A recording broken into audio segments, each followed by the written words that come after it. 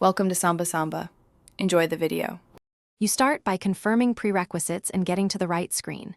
Make sure your iPhone is on the latest iOS so corrections behave predictably. Once done, back up important data in case you change keyboards or reset dictionary. Now open Settings, tap General, then Keyboard. You're here to adjust autocorrect behavior directly, so don't leave the menu. First actionable changes are coming next. We will disable Edit and test suggestions to see immediate effects. You'll now change the important switches and entries.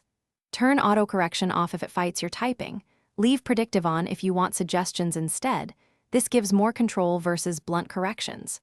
Add text replacements for phrases you want fixed consistently, and edit any existing shortcuts that cause mistakes. If autocorrect keeps suggesting wrong words, reset the keyboard dictionary to clear learned data. This removes bad training and often fixes stubborn issues. Make one change, you finish by verifying and troubleshooting. Type sample sentences in notes and messages to confirm autocorrect now behaves as you expect. Try problematic words repeatedly.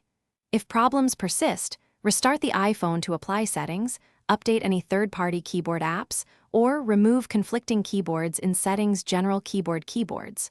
One key tip: if autocorrect still misfires, reset the keyboard dictionary only after backup. This clears learned words and usually resolves persistent, incorrect corrections without needing a full restore. Thanks for watching. Consider subscribing if we helped you.